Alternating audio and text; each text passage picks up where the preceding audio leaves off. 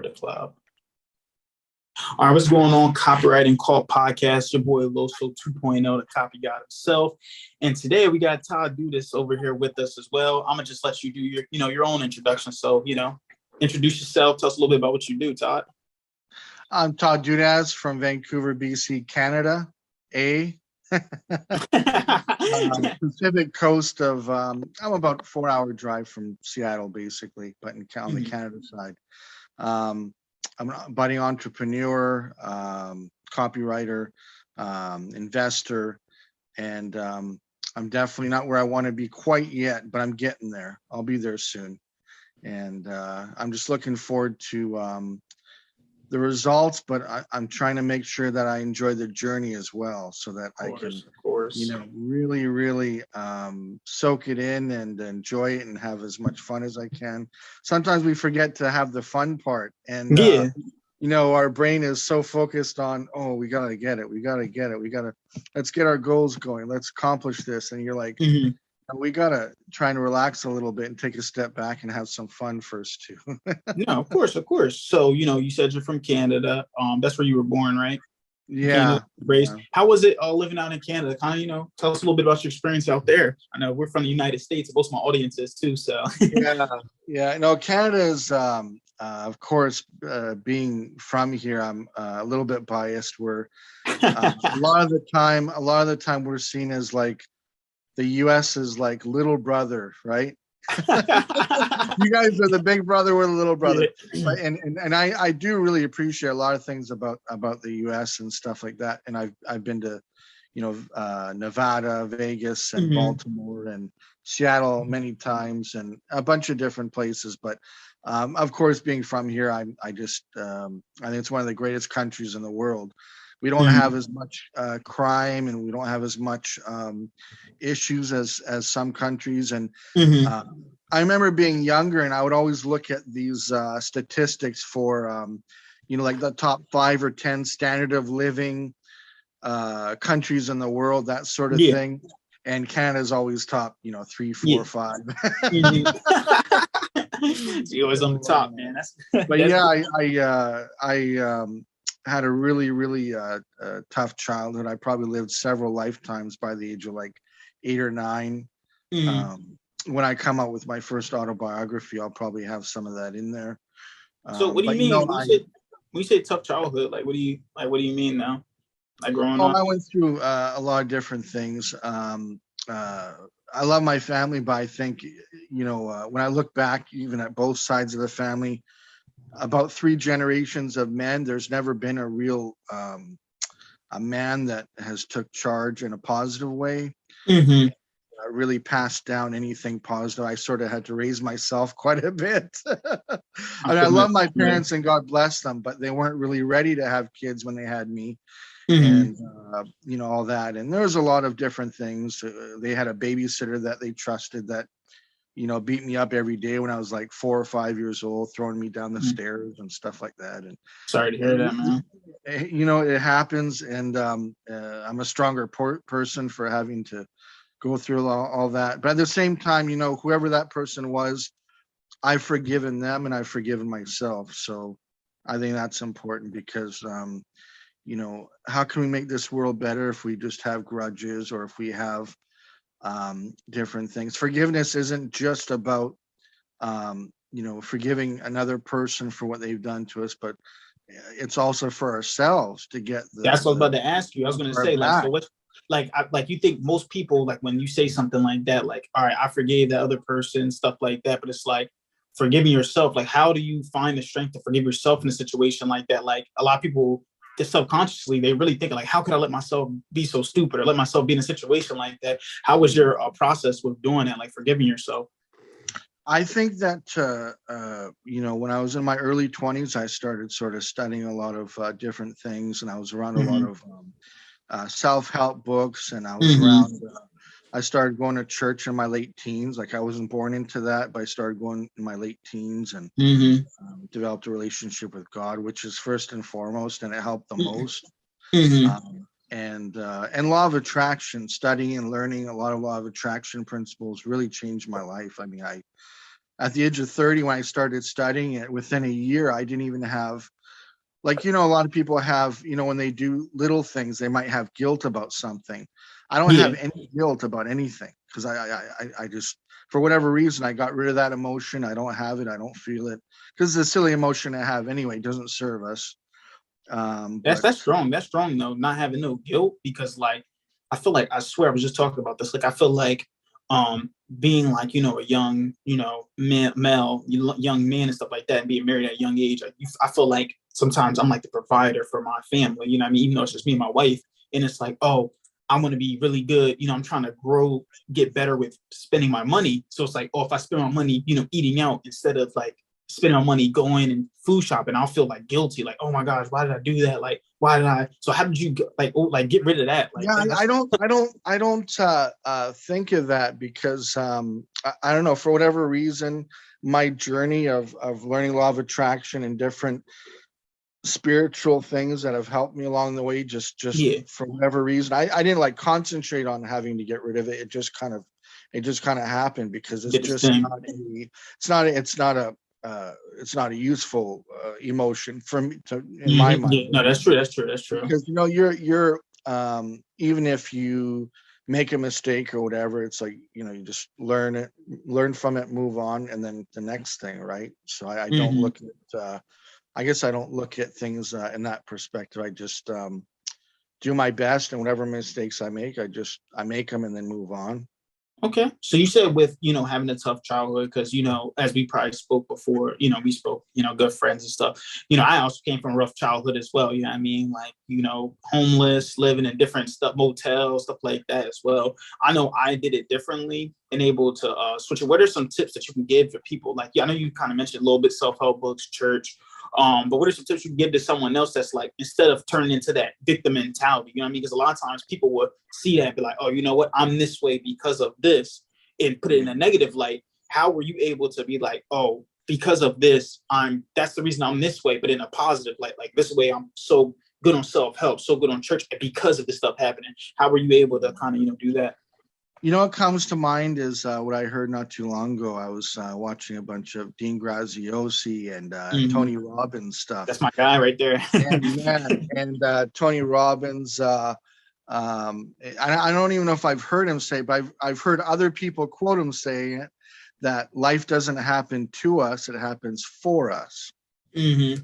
So, and also, I'm big on, vibration and stuff like that. And yeah, of course. if you want to be in a loving relationship and you want to be successful in life, victim mentality is not going to serve you to get those things. It's going to do the opposite. That's true. That's true. It will hurt you more than help you. Yep. I think my one of my mentors, stuff like that, the job I'm in now, he told me like, losers focus on winners and winners focus on winning. So it's like, if you're, you know what I mean? Yeah, it's crazy though, because it's like, if you're a victim mentality, you're a loser. So if you're focusing on, oh, they're doing that because they didn't have to do it, this, that, but you're too focused on them to focus on winning. And winners, regardless of what they're going through, they're trying to figure out how they can win. You know what I mean? Yeah. So I think that's definitely powerful. Now I know we talked about copywriting, man. See, look, I talk about copywriting here and there on the podcast, but never had another copywriter on here. Why don't you kind of explain some of the power, man, of like copywriting and all that stuff like that, and your journey with it? Well, I kind of took a break, and I was learning some of it, and I kind of got back into it, and I just see that, ever since I was a kid, I enjoyed writing. And as a young adult, even as a young person, when I kind of analyzed my life, I was always good at persuading people in a positive way. Yeah. Let me put that out there. Yeah, it's because copywriting, you get that strong power of just like, persuading someone. You can either motivate someone to do something good, or you can use it for power. With great power comes great responsibility, man. I love Spider. My favorite superhero. Spider-Man, yeah. Yeah. Uncle Ben, he's right though. It's true though, because you can use it. It's called, motivating, influencing people, or you can do it to get people to do, whatever you want.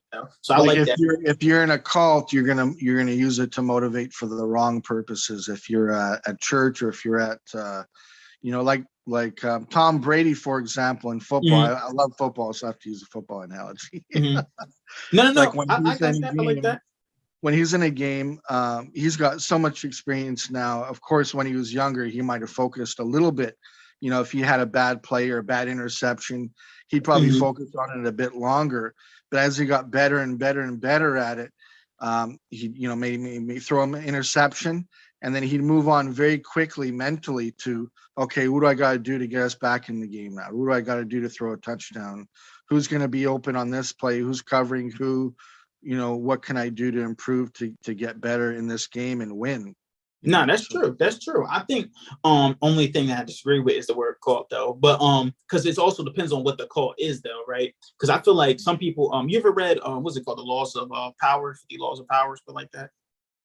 I've heard of you mean 48-year Irrefutable Laws of Power or something like that? No, oh, here it goes. It's funny. It's right here in my library. I'm gonna pull it up right now. Yeah. Oh, it's just called Power. It's called Power.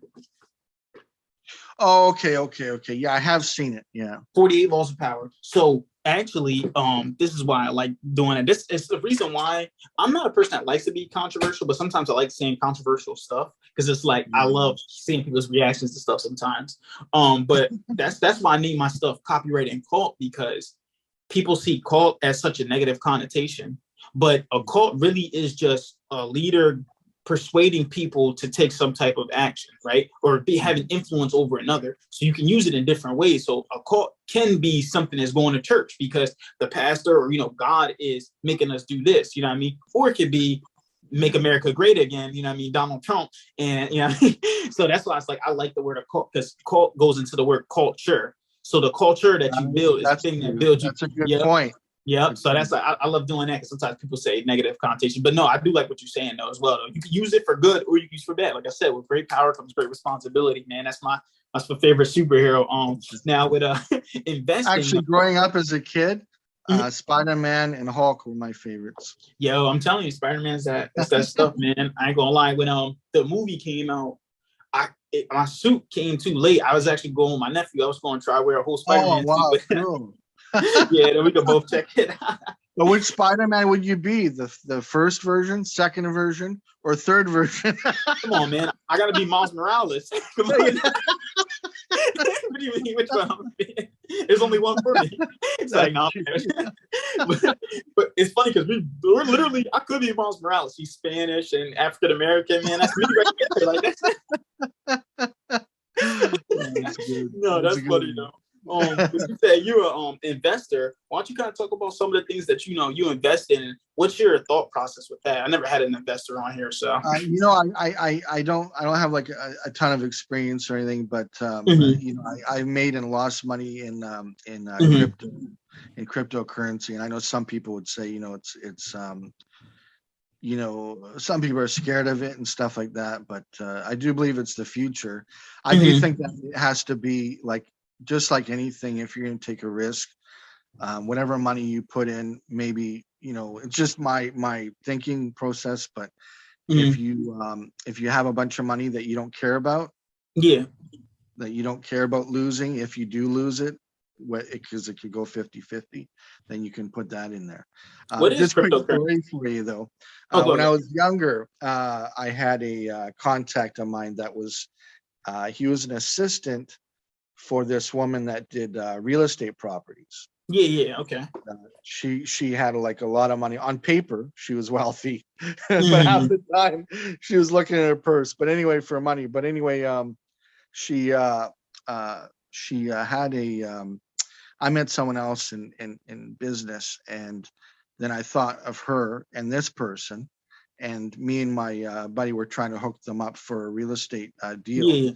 And if it would have worked out, we would have made 25,000 each Canadian, so not as much as American. A little bit less. We're a little bit less our dollars worth, but so we would have made $50,000. And what it came down to was this woman that we were dealing with. Her contacts that had the money to invest, they didn't want to sign anything. They just wanted to shake hands and.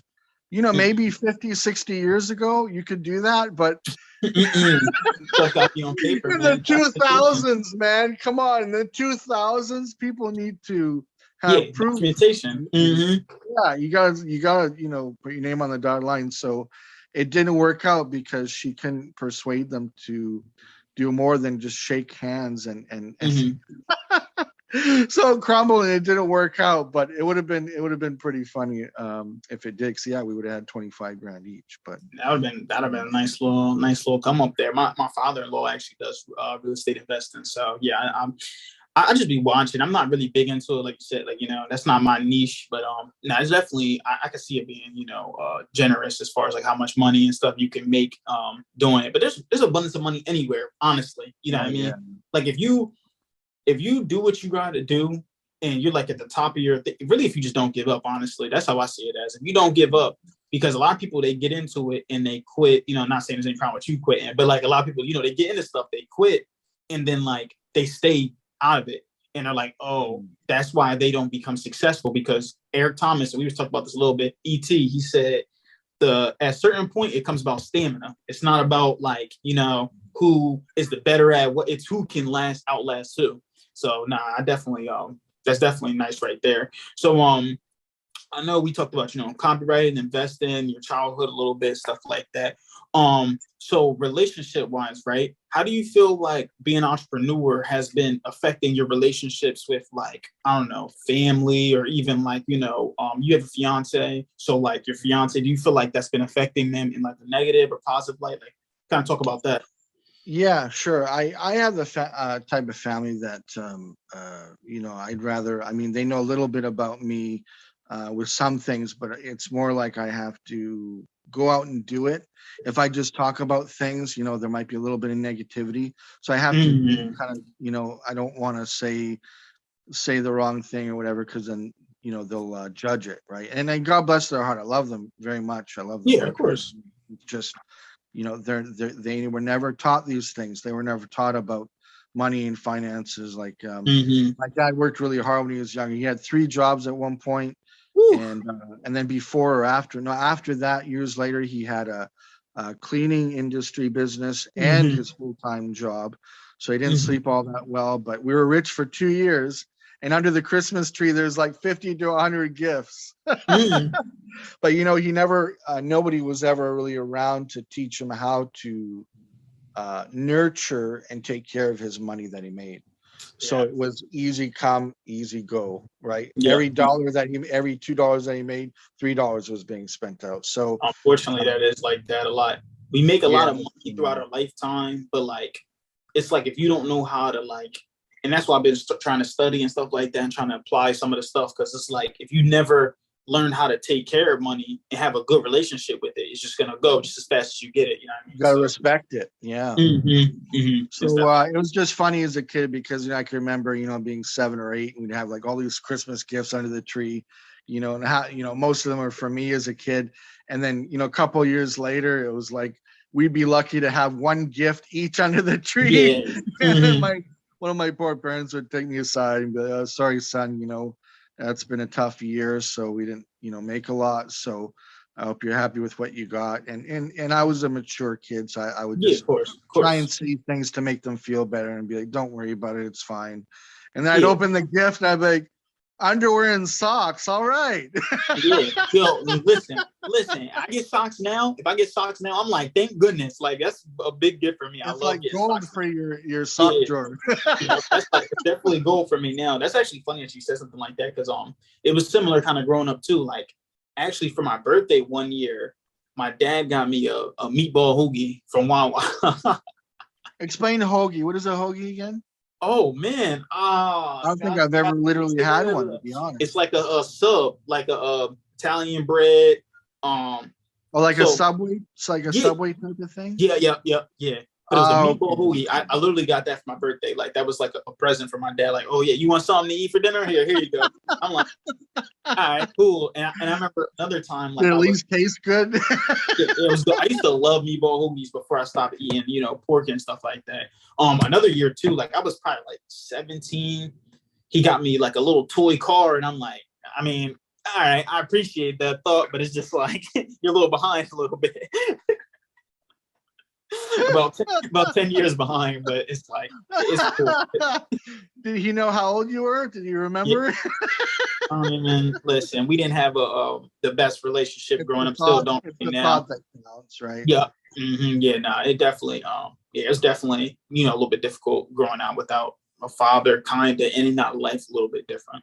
What I've And learned too is that in life is that, and I heard this from somewhere. It might have been somebody like Brian Tracy or mhm, someone like that. I can't remember exactly, but a couple of years ago, I was reading a book, and mhm, what I learned too, and I've learned this in life. If I look back too, is that a lot of people are still hurting in their 50s and 60s from their mhm. childhood or their parents or whatever, because they still have the they still do the blame game and the victim mentality thing. And it's like, well, I could have been this if my parents didn't do that to me. And it's like, well, you know, if those people, like if my dad, for example, if he wasn't raised being very loved, Mhm. then they only can show you what they have. They can only give you what they have. Yeah. So, like my grandmother was a paranoid schizophrenic. So Mhm. my dad, as a kid, was kind of, he was with her for a time, and then off to the foster home. With her for a time, off to a foster home. So he was probably a very confused kid and didn't know if he was cared for. Yeah. Yeah. So it's not his fault that he only has what he has to give. So I never had Yeah. the whole hugs and I love you thing till much much later, and at that time I didn't need it no more. Yeah. But that's okay. I understand. His childhood now, and as an adult and as a grown man, I can see that it's definitely something I want to show my kids. Tell them I love them every day, hug them as much as Mhm. I can, because there are some people that have that old school thinking where, oh, my son knows that I love them, or my daughter knows that I love her. Mhm. That's not enough. It's not enough. You got Yeah. to show it. You got to tell them. You got do things to really prove that, and tell them every day too. Yeah, no, that's a big thing. Definitely, I definitely see that. Not even I don't know if it's just like our household, because we came from rougher, childhoods. But even like, I feel like sometimes they feel like it's almost emasculating to show emotion. But I feel like that's more masculine than anything, really. If you're willing Yes, to show your yes. emotions, because a lot of times people, oh, I don't want to hug my, what I mean, because I never really hugged my dad. Never like, just like, oh, I love you. Like we never really exchanged stuff like that. So I can see the No, no, effects of no, it, no. feel the effects of it. And it's just like, all right, now I know once I have children that, like you said, it's like I need to, show them because like I said, I'm like this because of what I did, but in a positive light. Because you have Yeah, choice over your life. You know what I mean? Every life is about decisions. You can get yeah, this and decide to, be the same, or you can get this and decide to make a difference financially, mentally, emotionally, however you got to look at it. exactly. You said you started to grow up in church, or like started going to church a little bit later and stuff like that. What has been your experience, with God and all stuff like that? Um, I think one thing that some people need to realize too is that, I mean, yeah, it's great to be able to go to join a community Mm-hmm. of like-minded people, whether you're praying at church, or whether it be at a meetup group, or some Yeah. sort of sports thing after school or whatever, after work. But at the Mm-hmm. same time, you're going there for your relationship with God is the most important thing. Because I've had a lot of up and down experiences when I was younger, and some of them were a little bit negative, but it's going to be like that anywhere in life. It's going to be Yeah. positive and negative. But what I appreciated was learning that no one's perfect, and that's why we need God's help and love and support. No, definitely agree with it. I definitely agree with that 100%. Like I was talking to someone else I was interviewing here before too. He was talking about the idea that like everybody has to find God their own way. So it's like Yeah, however you got to do it, whether it's you, like you said, going into a group, whether it's going to church or whatever. Me personally, I don't go either. I just study myself at home, read the yeah. Bible every single day, do my prayer. 'Cause the best So church is between your heart and God's. yep. Mm-hmm. So no, that's definitely true. I did want to talk about this a little because we were kind of talking about that before, how Canada differs so much from the United States from Mhm. like a kind of like a togetherness type of standpoint, right? Because I remember we were talking about it briefly. Like I was talking like, yeah, you went to Baltimore before. Like Baltimore is so rough. with African Americans, we kind of like killing each other. And then it's like at the same time, we got, other races killing us, the cops killing us, stuff like that. But you were telling us in Canada, it's much different. Can you explain to the audience, like kind of how it is in Canada with all you guys' like togetherness? Yeah, it's funny because growing up when I was a kid, we had in the mid '80s there was something called Expo. I don't know if you've ever heard of it. It was like a world event. So every several years, this world event of Expo goes to a different country or city or whatever. And in the mid '80s, in 1985 or '86, it came to Vancouver. And after that, we had a lot more explosion of immigration and stuff like that. So even as a kid growing up, I had like every race you could think of would be in my school and living in my area. Like Vancouver is really well known for Asian and South Asian. South Asian, I mean like from East India, like India, right? So a lot of South Asian and a lot of Asian. So I grew up when I was a little kid, 4 years old. My two best friends were these two African Canadian kids, and they were my buddies. And then growing up, I had Asian, Vietnamese. And I've dated women from also different countries as well. Okay, man. Okay, player. So I feel like I grew up with the United Nations. The only thing that I would say that I have seen a little bit of a negative impact was during the COVID times were pretty tough, because even here there'd be times where an Asian person would be driving, they'd pull over to get out to go park their car, and then somebody would be video recording on their cell phone where a Caucasian person would go up to them and say, you're bringing your diseases here, get out of here, you shouldn't be in our country, and blah blah blah with all this nonsense. So that has been and I think it's happened with a lot of the Asian community everywhere, really. So I think it's been a problem everywhere. But other than that, growing up, I never really saw a lot of racist stuff.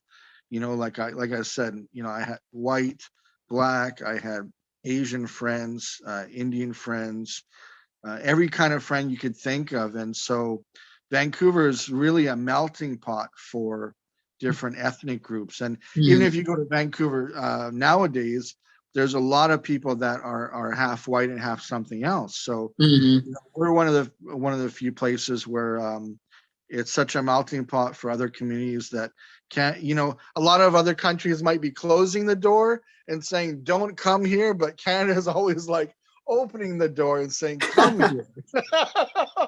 Nah, that's good, man. That's like that's ultimately like my goal, man. I like to just try to. I mean, it's a really hard task, but like to be able to take like all the hate out of the world, all that type of hatred, especially with like races, all stuff like that's like I like that idea of like a melting pot, trying to be more togetherness. Because at the end of the day, like I feel like I judge your spirit more than I'll judge, what you look like, you know what I mean? Yeah. And that's really how it should be, though, honestly, though. So I did like that experience. I just wanted the audience to hear that because, a lot of some of my audience right now, they may live in like, struggle places, a lot of them in the US. They may be in like, like hood areas like, Philly, Wilmington, Delaware, but Baltimore. You can come visit me in my good neighborhood, and then I can come visit you in a bad neighborhood sometime. Listen, we working together, man. I'm telling you, we're telling you. That was definitely good. Before we like kind of get off, is there any type of like last little bit of tip or that you want to give or anything else you want to say to the audience? I think that one thing that you said too is that, when it comes to anything in life, just keep going and don't give up. Because sometimes we forget it's a journey. You're not gonna. Rome wasn't built in a day. I was listening to another podcast recently with it was hot boxing. Mike Tyson had Eminem on there. It's funny because Eminem was the one acting like a little kid. He's like, I just feel like a kid, man. Tyson, you're the best, and blah, blah, blah, this and blah, blah, that. But he said that when he was a kid, hip hop was the only thing that spoke to him. And but it was like such a journey that he was maybe 8 years old, 9 years old writing down rhymes, writing things down every day. And then he took a break for a couple of years, didn't really do much. And then, 12, 13, he's like writing and writing and writing and writing and trying to come up with, different freestyle rap verses. So I think another thing is that if somebody wants to become successful as we're about to be in life and wealthy and all that and have it all, I believe that we can have our cake and eat it too. Mm-hmm. And at the same time, we just have to ingratiate ourselves with the things that we want. So if it's going to be, investing, if it's going to be copywriting, as we get more and more of our time back as we get wealthy from freeing ourselves from our jobs and stuff like that, writing, like you said, every day you're writing something down, taking time to reflect on what you wrote.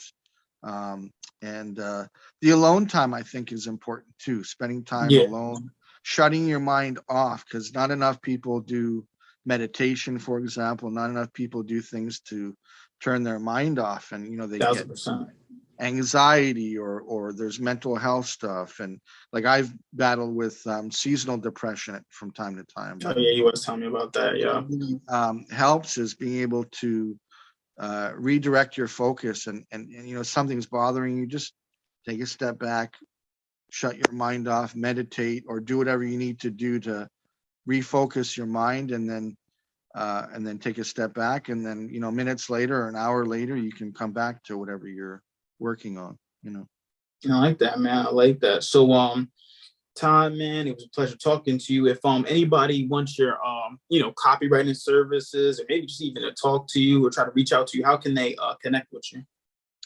They can use LinkedIn at Todd Dudas, or my email. I'm just about to put up some website stuff in the next coming couple of weeks. So okay, I'm sort of doing a couple different programs, but in about 2 or 3 weeks I should be having some more contact info for stuff like that. Cool. And that's Todd Dudas. It's TODD, and then Dudas is DUDAS. Yeah. Right. In Hungarian, it's Dudas, and it means musician. But it's actually the guy that used to play the horn for the cows to come to the farm. But when I was younger and I was on a date, I thought, it means musician. Yeah. It's the player right there, man. Everywhere. I really appreciate you letting me come on as a guest, Carlos. You're an awesome dude, and just being around you, man, your energy is just absolutely fantastic, and I know you're going places in life. Yeah, thank you, man. I appreciate it, man. Listen, thank you everybody for watching this podcast or listening to it. Please subscribe to the channel, like, share, comment below, and if you're listening to this on Apple Podcasts, please give those ratings, man. 5 stars, definitely 5 stars. Everybody just keep killing the day, and remember, you pray for marketing like this. Copy God out. And then we are done with that recording.